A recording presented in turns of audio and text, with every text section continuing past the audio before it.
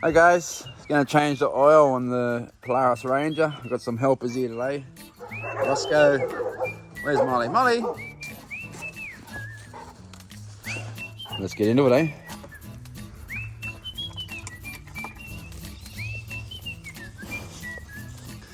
You get your hand right down underneath.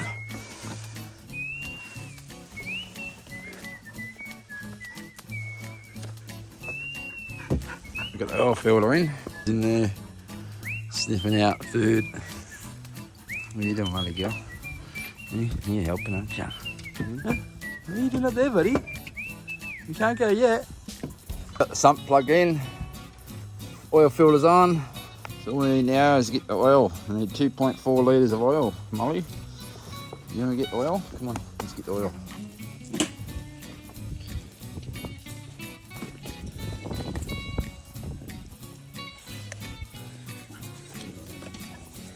Change the oil, just blowing out the air filter of Neveah and Chance. Chancey boy!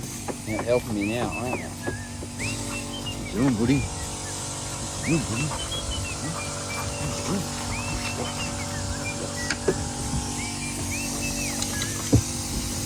Gonna grease and blow out the air filter on the ride-on mower. It's been a bit dry this week, so Dylan's going to go out and mow some of the playground. Still got Chance and Neveah out helping me. There you go. Alright, let's do it. Let's do it. So Adam found a snake up here. Just want to check out what he is. Most likely a tree snake. Fingers crossed he's a tree snake.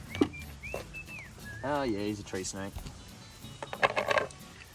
He's a tree snake and it looks like he's got a bit of a shedding issue. That's why he got out of hibernation. You can see his eyes are real cloudy and he's got some really sloppy looking scales on the side of him. He wouldn't be able to see very well. It looks like he's about to shed. So yeah, that's why he was out. That's a good sign, means the fence is doing the right thing. Can't keep these guys out. They're climbers, so they'll be able to climb anything. But this is a good snake to have around.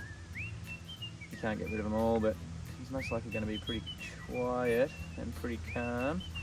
So I'll just put him in the bag and then we'll just go and release him down the creek. There we go. Go in there, it's nice and warm. No, up there. There we go. Good size. There we go. Yeah, just a common tree snake, this one. So even though they're non-venomous, we just like to get them out of the way of the dogs. The dogs will always go and investigate and have a sniff, but I don't really want the dogs to kill it. So we'll take him into the creek down the road, release him, and he's probably looking for water to help soften up his skin so that he can shed that skin a little bit easier. Yeah, this time of year, even if you do see them, they're not really that dangerous because it is so cold. As you can see, he was very relaxed and calm. In the middle of summer, in a little container like that, as soon as you spring it open, they'll launch out and they'll be very active because they're quite warm, but it's pretty cold, so good spot, mate. We'll let him go down the creek.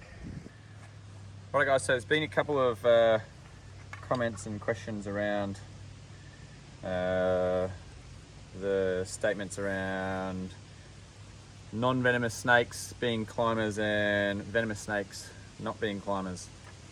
So when I refer to them being a climber, all snakes can go uphill, all snakes can go upstairs, all snakes can wedge themselves between little crevices and work their way up.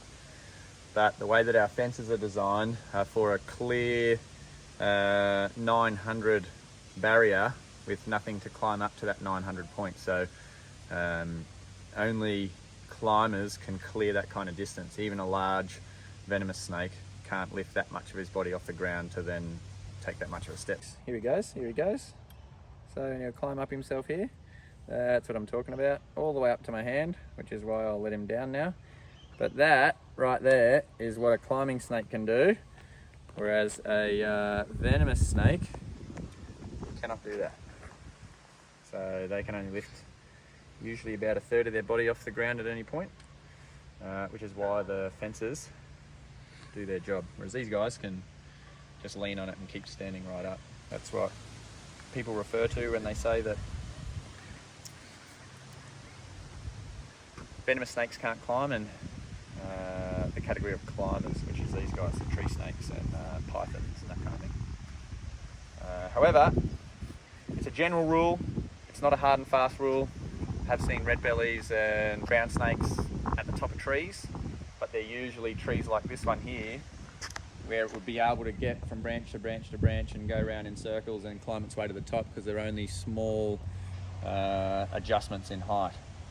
Whereas you can see our fences there, they can't get over those fences. So if you have a look at that corner there, that big black gap there, they can't get from the ground to the top of that to climb in, whereas the climbing snakes can, which are non-venomous.